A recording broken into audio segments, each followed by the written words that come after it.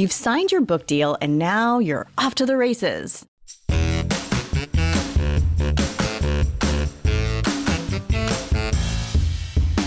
Welcome to Everything Cookbooks, the podcast for writers, readers, and cooks. In the excitement of it all, it's easy to forget to think about your book more like a small business owner would. In today's episode, we want to share some of the things we wished we had known before starting out. I'm Kate Leahy, and I'm here with Molly Stevens, Kristin Donnelly, and Andrea and Wynn.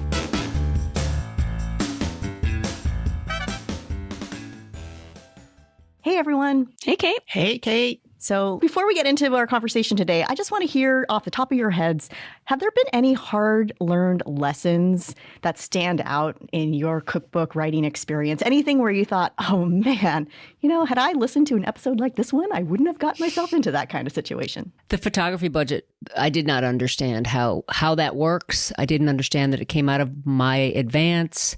I didn't know that I had any say in it. There was a lot I didn't understand about the photography budget. And was that for All About Braising? Yeah, my first book. I think I was talking to Kristin about this the other day. I didn't even go to every day of the shoot. Seriously? You, Molly Stevens? Yeah, I somehow missed a couple days of it. The whole thing was just, it's like a weird fever dream. I'm like, God, I just didn't know what was going on. Yeah, for me, the photography, but it's like the photography as well as the cash flow, because advances are paid out in different increments and it really depends on your book deal. But my first book deal, it was paid out in 4 different increments. And so you're paying for photography only out of that first and maybe second increment, but you're still like waiting for all this other money to come. And it doesn't come until like sometimes after the book is published. So I wish I had known that beforehand for sure. Yeah, for me, it's always like ask questions where things seem fuzzy. Mm-hmm. Weigh your options, sometimes you just have to keep pushing the envelope and it never hurts to ask. When I didn't ask, when I held back later on, I was like, really? Sometimes I just okay, that sounds good in the contract, and I read the contract. But then when things play out afterwards, I say to myself, I just should have pushed for my own interest more. Yep. And argued for more money or to have certain things go my way and have it locked in on paper. Right. Yeah, I didn't know to ask. And I was also, we've talked about this before, I was just so focused on the book. And as a first-time author, I was just so blown away that I had a book contract. Right. I think that's I don't know if that's a common mistake, but that is a mistake because yes, very lucky to get a book deal. Yes, great opportunity. But you still ask questions. You still advocate for yourself. You still deserve to know what's going on. Just because it's a good opportunity doesn't mean you can't have more say and more control. How about you, Kate? I think it comes down to not realizing that every book won't be given the same chance to succeed. I don't mean that in a negative way, but, my first book, even though it was really hard to write because I was learning as I went and I was working with, a team, you don't realize things that went right that you didn't have anything to do with until you're in a different project and things aren't going right. And then you realize how much people did on the back end of your first book. And now you're learning the lesson. So I think sometimes you finish your first book and you think, I figured it all out. Like now I know. And now I know how to repeat this success. And then I realize, oh, no. Every single book is so different. Different. Not only in the content, but also the financials, also the team, also who's responsible for doing what. So that was a lesson that I learned probably the hard way. So yeah, every book is just its own little ecosystem. So we're going to shed some light on this ecosystem that we're building in this book. And first thing I think really comes down to, I know this is something that's tripped me up, is time. Time and the time it takes to write a book. I think even if we have an idea in our head, it's going to take a long time. I think we always underestimate that time. And, time is money. So Molly, you talked about how you weren't factoring photography as part of your responsibility. But for any of you, what was something that you may not have anticipated would take you so much time? Reviewing copy edits. Oh, good one. And proofreading. Cleaning. Yeah, cleaning the floors. The dishes, doing the dishes. Grocery shopping. Yeah. It's funny. I always say, don't ever try to figure out what your hourly rate was writing a cookbook. Oh, God, no. You don't want to know. Right. It goes from art project to factory floor wages and sometimes negative income, it seems. Yeah. But it takes a tremendous amount of time. I've had people tell me, cookbook authors first time around who have written recipes before, for example. They've done a lot of recipes for magazines and online publications, and then they go to do a book and they're like, oh my God, this is so different. I didn't know it took so long. Or someone who wrote a lot of prose in food before, and then they switch to doing a collaboration. They're like, oh my God, there are so many moving parts to making a cookbook. And all of that, if you're a first timer, you got to wrap your head around it. And then even if you've been doing it for a while, like Kate said, it's different every single time because they're different animals. For me, it's the recipe development, and it's the knowing when a recipe is done, or feeling that the recipe is done, or feeling that I have all the recipes that I want. That takes so much longer than I ever anticipate. And Andrew, you said something really interesting about someone who's done, I'd been writing recipes for a long time. And it's one thing if you're writing a recipe and it's going to show up in a magazine. I'm not saying I don't put the work into it, but if it's a little derivative or if it's not as original, if maybe, I just, the pressure for me on a recipe that's going to go in a book is so much greater than I put on myself for something that's, and I hope none of my magazine editors are listening and, she's phoning it in. And it's not that, but there is something about the permanence of a book. It's like that. When is it done? Is this good enough? Is this really merit the pages in a book? And I'd like to say I've gotten a little bit better at it, but boy, I'm always like, I could tweak it. I could try it one more time. I could just maybe, yeah. For sure. And then that's also counting in, if you're tweaking those recipes, you're also buying the ingredients for those recipes. You're going to the grocery store. You're putting miles on your car. These are all expenses in addition to making sure that the prose and the recipes are written in a solid way. So I think, the longer you take, sometimes also the more money you're shelling out. Absolutely. And the less money you're earning doing other things. Right. So let's talk a little bit about opportunity costs, because I think that's something that we don't talk about enough. Maybe an agent has approached you because you're doing something really cool in the food world. They say, hey, let's work together on a cookbook proposal, and you're excited. But I don't think a lot of people think about, well, what do I have to give up in the process? You can't do everything. So Kristin, when you're thinking through if a project is worth taking on, how do you factor in opportunity cost? Oh, that's a really good question. I guess in the end, I want to work on cookbooks that I think are worth it. Especially with a collaboration. Is this person super passionate about a subject? Are we sort of adding to the canon in a really good way? So then it doesn't matter. I guess then I don't think about what I'm giving up. I almost have a different way of thinking about it. I feel like I've gotten to a place, and we'll hear from Nick Falchall in a few episodes, but he says something very similar where it's like cookbooks no longer make up the bulk of my income because I want that freedom to feel really aligned with a project. I don't just want to take on any project. So I try to make money elsewhere. Right. You're balancing. You're taking on a project that might be really interesting that you're going to learn from, knowing that that's not going to be a big source or much of a source of income. And you're balancing that out with paid projects that you're doing separately that might not be in the cookbook world at all, but also help you stay engaged in cookbooks. Yeah, 100%. And maybe my other work might use a different part of my brain. So then I can be fully engaged in one-ish cookbook at a time. Yeah. Andrea, for you, when do you know a project's worth taking on? Wow. Like what Kristin said, it's about, choosing a project that is honestly not been done in the way that I want it to be done, or I see that it could be valuable to cooks and to be valuable to add something new to the conversation. Not to the literature, but really to the conversation. Yeah, I said to the canon, which sounds so serious, but that's I liked more what it. I meant. But if it has something that's unique, original, that's valuable, then I'm going to do it. But it also needs to be potentially money-making. And the money-making part comes in when the publisher decides to bankroll the project. But I know that while I am doing that project, at the front end of things, I can take on more freelance gigs. I can write for magazines and newspapers. I can work fervently on my blog too. But then once we're in bookmaking, editing phase, I know that I'm going to take a hit financially on the other stuff because I just don't have bandwidth for it. And then once that the book is about to roll out, I know that it's just going to be crazy time. So I have only, so much brain power in each day to support these other endeavors that can make me money. So, I think about all of those opportunity costs. And also, honestly, we talked about the numbers of having a career in cookbook making. Yeah, I could have been doing other things in a corporate life that would have pushed me on a different career path, probably making a lot more money than I'm making now. And so that's an opportunity cost. So, as you're developing a career, you want to think about, is this really where I want to be? Is this worth my while? Is this satisfying? Is this life affirming somehow? Those are all opportunity costs, and that's money. Absolutely. Yeah. And I think the time one is really important because I almost hesitated to be a part of this conversation today because I know there are people who make books more quickly than I do, and they make good books. If we've learned anything in this podcast is there's not one way to make a book. And I believe there are more efficient ways to make a book and that the economy can make more sense. But I think it's important to know going into it, set yourself up to know, am I going to get this book done in 4 months' time? And that's possible. And we've talked to people on this podcast who've done that.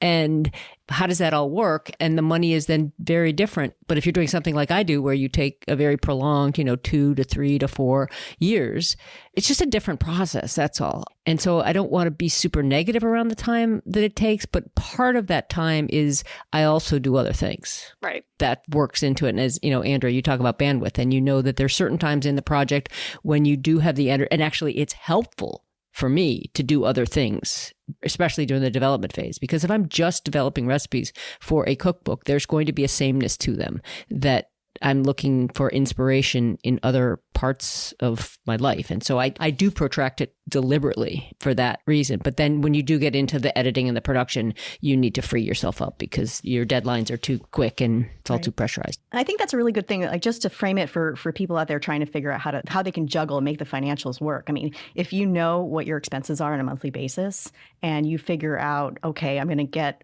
some money from this book. Here are the months where I can work pretty hard on that book. Here are the months where I really need to ease off and get that extra work. And a lot of you might also just be juggling a full-time job. And so then that means, okay, which weekends, nights, early mornings, whatever, how are you going to balance that out? Are you going to use vacation time and make the book? So to give this a little bit more concreteness for our listeners, let's talk a little bit about just like when you get the money, how does that all work? Because we've danced around it, but it's true. Like the cash flow with a cookbook is a big part of your juggling act when you're creating. You're kind of project managing your money as well as the actual creation of like the words. So when do I see the money? I sign my contract with my publisher, and then what happens? You get some money. You get some money. You get a couple shekels here. You don't get all the money. You get some money. You get a portion of the money. Yeah. And I just want to back up a little bit in terms of that advance. So I anticipate when I need that money financially, and I actually set up my advance schedule so that when I take those financial hits, that's when I can't do other work, for example, on my blog or my newsletter or do freelance work. I'm going to move my advance payment to that time, that year or whatever, so that I know that I'm going to have that cushion in lost income, lost revenue, opportunity costs to cover myself. That's one way that I can really help my financial situation. Now, if you're with an agent, the agent may not like that because that cuts into when the agent gets their money. So, you want to take all of that in consideration. But at the end of the day, you as the author, it's all about you. How do you mean that it cuts into when they get their money? Because they want their money sooner than later, right? So, for example, let's say a book contract, the publisher says, we're going to do 4 payments. And then I come back and I go, no, I want 5. Because in this particular fiscal year, I really don't need that payment.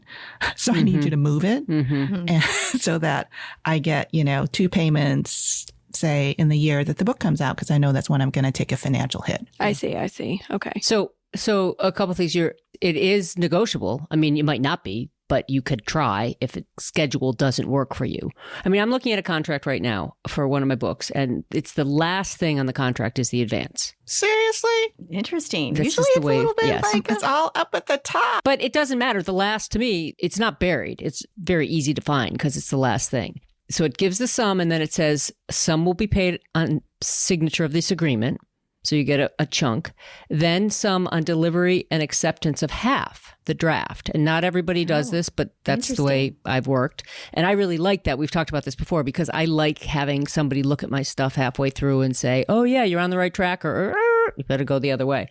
Then third is on delivery and acceptance of the completed manuscript. And then the fourth, which tends to be a smaller payment, is on publication, or no later than 18 months after it's been accepted. So if for some reason they bury your book and it doesn't get published, you have at least, and then the next paragraph says an additional advance, and that's the photo budget is listed there. That's just the way one contract looks, but it outlines it for you there. Right. I like when publishers separate out a photo budget, I have to say.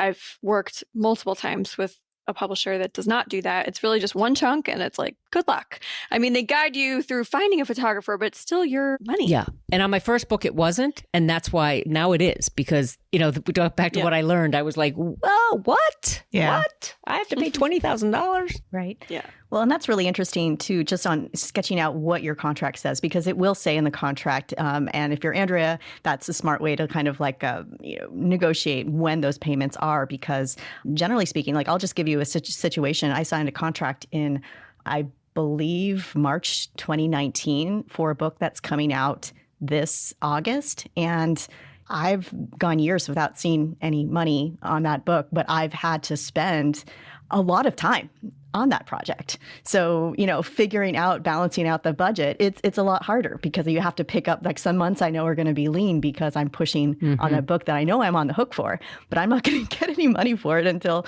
like late this year. So that's those interesting ways, like, and sometimes that's because you just don't anticipate how long a project's going to take. Right. So always overestimate. Say you've been working really hard at another job and you've had a decent income, and then you signed a book contract towards the end of the year. Like Andrea said, you may not want that chunk that year because you might want to spread it out over a year just for tax purposes. And to be clear, if you have an agent, the checks are not coming to you. The checks are going to the agent. Exactly. They are retaining their 15%, which is standard, and then they are cutting you a check. So the check will come from your agent. Right. So as someone who is an agented, which I know is highly unusual in our industry, I've often wondered, how do you all determine that your agent has earned their 15%? I actually talked to my agent about this recently. He philosophically views selling books in general as a gamble. It's a gamble of belief, I guess. Like, I believe this is like, I believe in this author. I believe in this market for this book. And sometimes it works and sometimes it doesn't. Sometimes you get this windfall and you're like, paid way more than, like this fantastic, we talked about hourly rates, like fantastic hourly rate. And sometimes you work super hard for pennies. That is how he views the commission. That said, I mean, the agent sells the book, but we've heard agents talk about how that is really only one aspect of their job. So anytime there's like some unresolved thing with the publisher, it could be like an editor leaves, or an imprint dissolves. This just happened to somebody we talked to recently, like an imprint dissolved, and what happens to your book then? And so a lot of times the agent is helping through all of that. I worked on a book where we're switching writers, and the agent had to find a new writer and help with all that negotiation process. So yeah, sometimes, I mean, they're earning like some great money off you, for very little work. And then other times they do a lot of stuff that we don't even know. Yeah. See, I always wondered, like, do they help you sell the book? Like, come marketing and sales time. See, I feel like Definitely. They sell it at the front end, and then it's like they take the money and, they may be looking in the rearview mirror saying, great. And they'll help you along with the process. But then once it's out of the gate and those final payments come in from the publisher, you, the author, are selling the book. Now, it may not matter to you what your sales are if you've got a great, huge advance at the forefront. But I'm always wondering, like, what can an agent do to help authors also sell the book? Because that is an investment in future potential income for the agent. Right. And we'll get to royalties later. But if the book pays out, the agent is also going to be getting the 15% of those royalties. Correct. That 15% is a forever percentage. Yeah. The other thing I think about working with an agent is this is a small business. We all have our own little small businesses. And part of why we started this podcast is because it's lonely and you're often working by yourself and you're not sure what the right move is here. And an agent can help you navigate that. They can help you, say you've written one book and you want to write a second book, or say you're halfway through your first book, you're not sure what direction it's going. Sometimes an agent can really help make decisions about your career, I think, in terms of your books. I mean, if an agent represents your book, do you think you'll earn more? Meaning, can an agent ask for more money than you would? I don't know the answer to that. Well, for selling the book, a value can be they just know the publishing landscape so well, and they have relationships with a lot of editors. So if you want to shop your book to many publishers, they are great guides. And then, I mean, in my experience, my agent's fully involved with the promotion and marketing. And, they do all the we need to have this meeting and what's going on with this. And if they have other authors, because they represent many authors, a great experience with that author or certain kind of press and made a relationship, they'll often bring that to a different project. That's much better said than what I just said. But yes, they know the landscape. They know what's going on. They know what other books are selling. They know what's happening out there. So, you're in your own kitchen and at your laptop working away. They have a sense of where this book is going to go and what kind of world it will find. Well, and one thing, too, is that maybe if you're looking to pitch certain agents, look at who they represent, because if you work with a certain agent, maybe they'll introduce you to their clients. Maybe it'll make it easier for blurbs, which are those little sort of endorsements on books. Those kinds of relationships could come out of an agent. Sometimes it comes out from the publisher side, but it can't hurt. If you're looking at an agent and you don't really like their authors, maybe that's not a good, association for you. I don't know. Since I've told this photography story at the top, on my first book where I didn't understand how the photography works, partway through the process, my editor decided to up the photography budget, that they were going to spend more on photography. Whoa. On your dime. It's and your it was money. my dime. Wow. And I was just starting to figure out, wait a minute, that's my money. You can't just spend more of my money, after the contract's been written. So, I mean, I probably would have figured it out. I would have gotten some legal advice, but I was able to get my agent. My agent's like, no, you can't do that. And we had to, actually, the publisher ended up paying the difference. Oh, yeah, totally. That happened to me. Because if you want to spend more money, then fine, spend your own money. So that was an example where an agent really helped me out. I'm not sure what I would have done. I had similar experiences, and this is all about relationships and about you as a person and how confident you are in terms of speaking for yourself. So that situation has happened to me twice, where we negotiate a photo budget and then the publisher comes back and says, oh, Andrea, we're so sorry. When we negotiated your contract, everything cost less and now everything costs more and we need to spend more money. So I'm like, that's great. Then you can pay for that. Exactly. Because you didn't sign on. Because I didn't sign on that. Right. And I agreed and I had expectations and I budgeted my time based upon what we agreed upon. And I'm sorry, but that's where it's at. And they said yes, or I put a cap on the photo budget and I said, this is all I'm going to do. And I think if that had happened to me on my second or third book, I would have been able to do that. But on my first book, I wasn't there. I didn't know how to do that. So it's all about relationships. Yeah.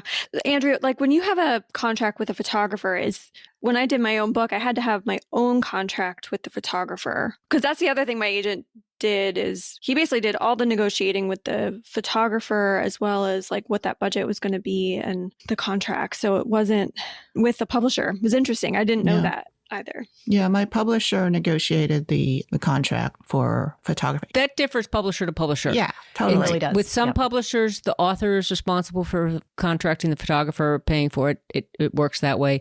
Same with illustrations, because I've had hired separate illustrators for my book. But that does, sometimes you do it as the author and sometimes the publisher does it. One thing is that I am happy to let my publisher or my art director negotiate the photography budget, number one, because she knows more about photography than I do and all the little details that are involved. Number two, we decide on who we want to do the work, okay? And I've worked with my art director for 6 out of 7 of my books. So it all goes back to relationships, because if you're new to this, an agent is really, really helpful. But, after a while, you don't know, or you can speak up for yourself a little bit more and make demands. And that, comes as you become more seasoned, like a good steak.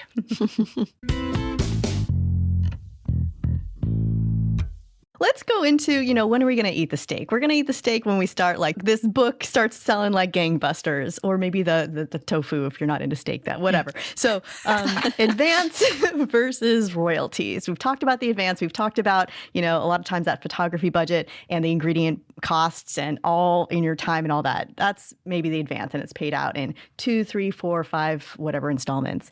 What's the difference between an advance and royalties? I remember looking this up, and it was the advance is technically the advance against royalties, right? So in the end, it's basically your advance is a guaranteed amount of money, not always paid out in advance. So it's a little bit misleading, but it's a guaranteed amount of money that you will receive no matter how well your book sells.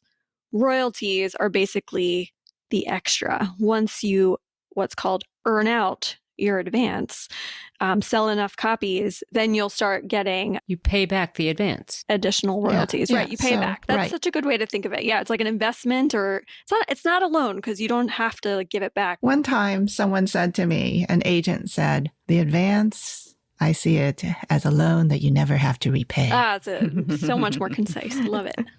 But once that you've repaid that advance, then you can start earning the extras, as you say, Kristin. And that's like the bonus. Depending on how the deal is structured and how many copies you sell, that bonus can really be a nice thing for you in the long term. Yeah. I've often been asked about this. So the advance is exactly that. It's a loan against the sales. And you are responsible for the photography budget, maybe the illustrator's budget.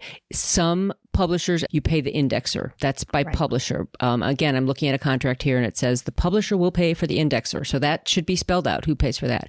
But it is understood that the publisher will pay for the publication of the book. You're not responsible for all the expenses. This is why you're in a contract with the publisher, because the publisher is going to actually publish the book. They're going to print it. They're going to format it. They're going to do the design work. The publisher pays for that. So there are expenses at the and I don't know what those costs are.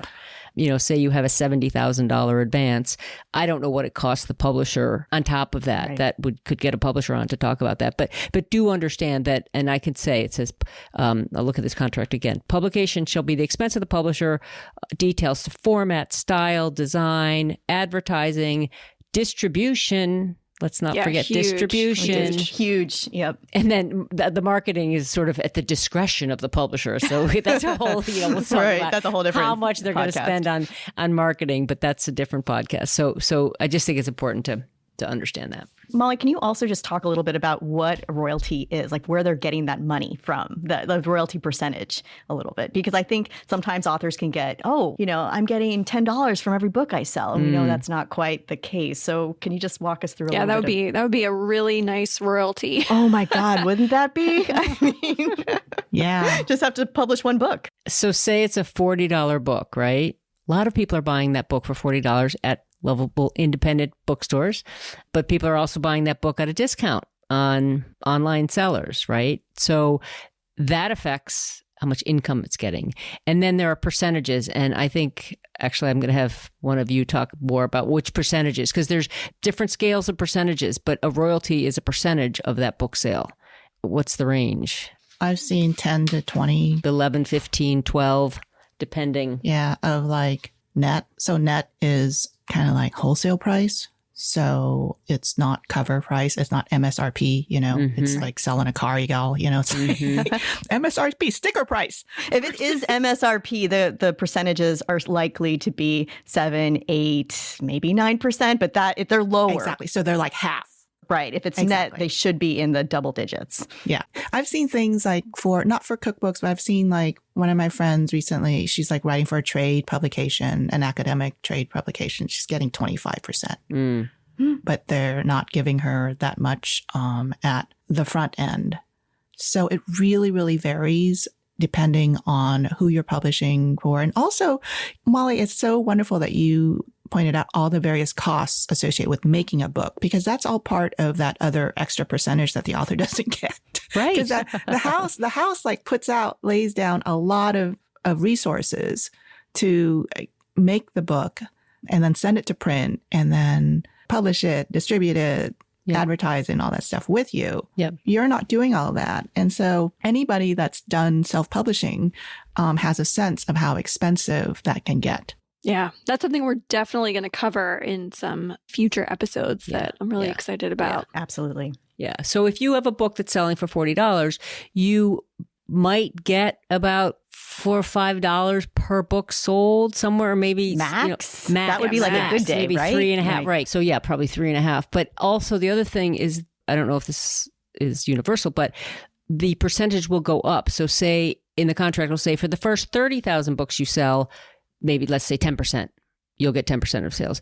And then after that, it goes up to 12.5%, or it starts at 12.5 and goes up to 14. But the more the book sells, the more the publisher has earned, and the more your royalty could grow. Right. And that's called a royalty escalator. So when you're looking at your contract, you want to take a look at the royalty escalator, because that's kind of like, the escalator, I also see it as like little gas stations, because like you refuel and you're like, oh yeah, I can go a little further. I can make a little bit more money. We talked to one author once and they said, well, if my book sells, I get $40. I was like, no, you're not going to get that $40. Right. No one's going to get that Right. $40. Looking at earlier sales for books I worked on in the past versus books I work on now, I think I get less per book sale than I did before, just because books are discounted more sometimes. Mm-hmm. Correct. Maybe my book price is lower to begin with. I feel like there's just like these shrinking margins. Right. So the escalator might go up. Your percentage rate might go up, but the book, the longer it's been on the market, is probably more discounted. Or if it's not, there's just other ways. So it's never a cut and dry thing. You can't just do the math and say, okay, if I sell 10,000 copies, I'm going to make back my advance. I'll start making royalties, because there's all these little nuances of, if Costco buys the book, it's going to be at a different rate. Maybe you'll get a different percentage, all these kinds of things. So you get a royalty statement, and they can be kind of complicated sometimes to unpack. Yeah, true. But you know what I mean? Shoot, a sale's a sale. Yeah. But here's a question for us. I've always wondered, is it like better to just like get the biggest advance possible and just run? Or is it a little bit easier for you to like back off the advance and then think about earning out? I don't know anymore. I think it depends. Like most people would probably say get the biggest advance and run. And I think when you're working on a collaborative project, that is absolutely true. When you have a lot of people to pay, if you're working with a writer, like recipe developer, you want to pay recipe testers, project manager, et cetera, et cetera. Like when you have this big team, then you want that big advance. But yeah, there are definitely times to take a small advance. Right. Like here's one example. If you take a small advance, but your book outperforms expectations, you're going to seem a little bit more desirable for another book, because agents and editors at all the houses, they can see how many books you've sold. Mm-hmm. So if you get a huge advance, and maybe it was really well publicized, and this goes for all book publishing, I don't think this is specific to cookbooks, but if you got like a really big advance and your book didn't sell that well, maybe that's it. Either that, or you'll have to take a much smaller advance. Or what ends up happening, sometimes people end up getting a smaller advance for their second or third book, and they don't know why. And sometimes it's really the subject matter. Maybe a publisher just thinks, we like you, we think this is a good book, but we just don't think it has the strongest market compared to XYZ book that you did earlier. So that's something that I've heard editors talk about sometimes when they give an author a second book deal and it's for less. Authors can be like, but I thought the second one had to be for more. And it's like, well, maybe you're doing something. And this is not a great example, but Koji fermented ice cream is a very small niche market. And maybe that's not a book that you're going to get a big advance for. I love that that's always your example.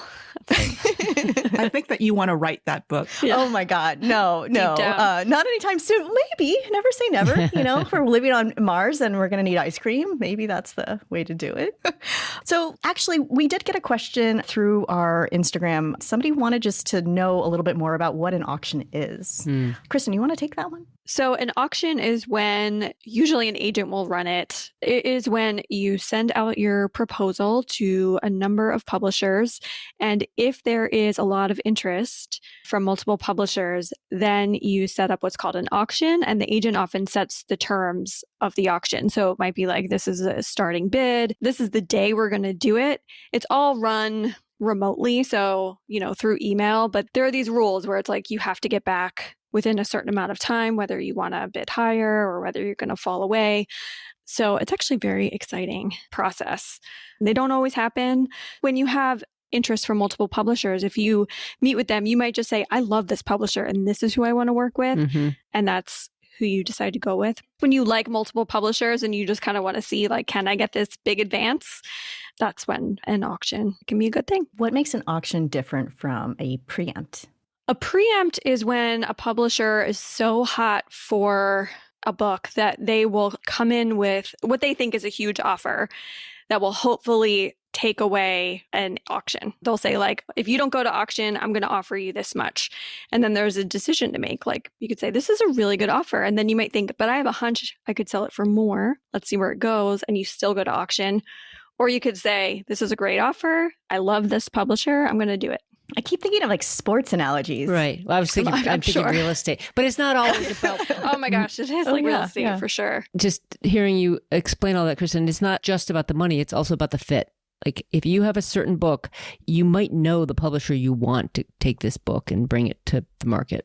Yeah, it's about the fit. And there's other negotiable terms, I guess, you know, in terms of could be the deadline. It could be the vision. Like somebody has just a different vision for the book. There's a zillion negotiating points, but a lot of times the advance is the big thing. The advance and I guess the rights, you know, are you negotiating for all of North American rights? Are you just negotiating for US rights and Canadian rights are going to be separate? I would love to get somebody on the podcast later on to talk about rights because I feel like that might be a growing area of interest for people who are author. You know, that's your intellectual property. And how can you make that more valuable? Yeah. Mm-hmm. I feel like, I don't know, this is so much fun to pick all your brains and just hear how different everyone's experiences are, but also just all the common ground. I mean, we have learned so much and we also realize like how much more we have to learn every single project.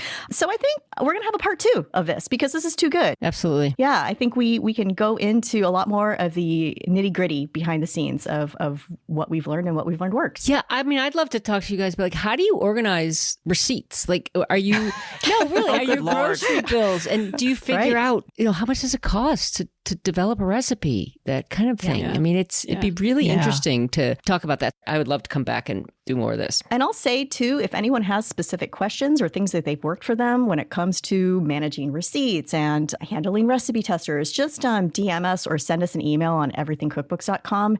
We'll get those answered on the show when we do a part 2. Thank you, Kate, for leading it up. And I'm really excited about our next bunch of episodes coming up. Right. You know, we're going to hear from debut authors. We're going to hear from people who have done a lot with self-publishing.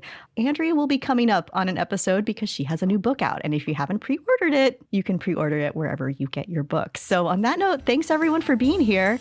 And we'll catch you next time. See you later. Thanks, Kate.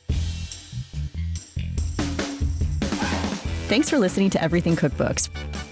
For more episodes and ways to contact us, go to our website, everythingcookbooks.com. You can find more episodes on Apple Podcasts or wherever you get your audio. And if you like what you hear, please leave us a review. It helps more people find the show. Any book mentioned on the show can be found on our affiliate page at bookshop.org. And thanks as always to our brilliant editor, Abby Sorquatella. And until next time, keep on reading, writing, and cooking.